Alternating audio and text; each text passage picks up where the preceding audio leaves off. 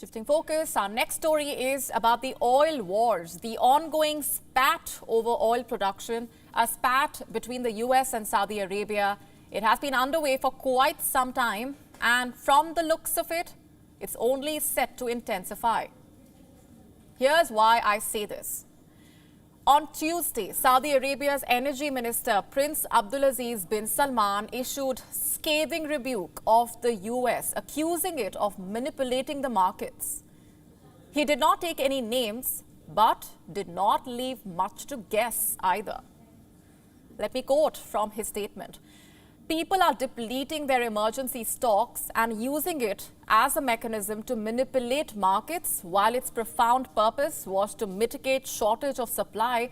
However, it is my profound duty to make it clear to the world that losing emergency stock may become painful in the months to come. What exactly was he referring to? Joe Biden's decision to release strategic fuel reserves. 7 days back, he announced the release of an additional 15 million barrels of oil from the US Strategic Reserve. 15 million.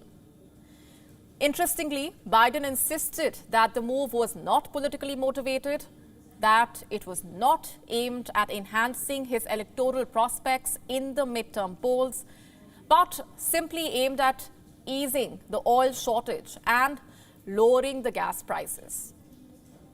Riyadh does not believe this is the case. It says Washington's move is a desperate bid to build further pressure on the markets and manipulate the prices of oil. In other words, dictate the terms of the global energy industry. Now that's Saudi Arabia's charge.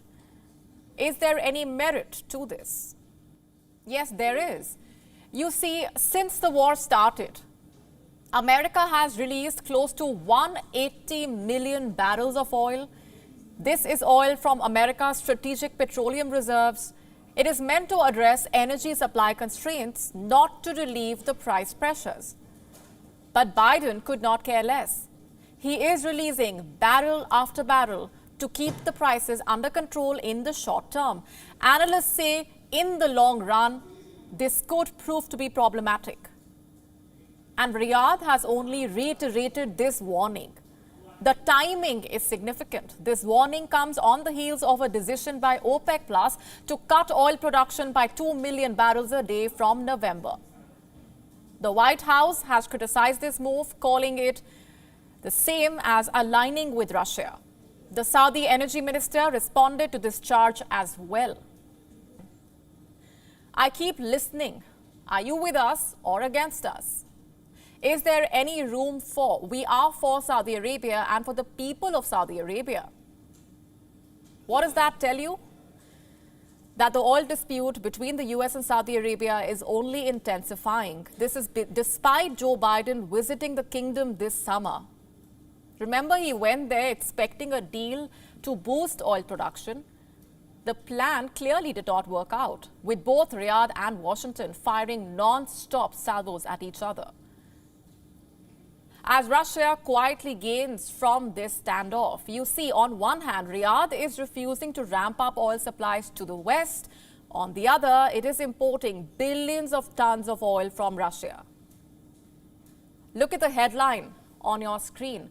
Saudi Arabia, the world's largest oil exporter, is now the largest oil importer from Russia, followed closely by China. Independent refiners in Riyadh are buying enormous amounts of lower-priced Russian fuel. And that's not all. Even Western sanctions are failing to hurt Russia. Look at this headline now. Sanctions on Russia are only increasing its revenue. How exactly? And why exactly?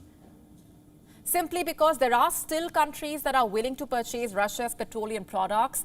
Experts even say that these sanctions might soon backfire on the countries behind them because they don't take the current global dynamics into account, where more and more countries are hesitating into taking clear sides. So at the end of the day, America and the West are far from hurting Russia economically. If anything, they are only alienating their allies with their ill-thought sanctions and pressure tactics. The latest snub from Saudi Arabia only confirms this. WION now available in your country. Download the app now. Get all the news on the move.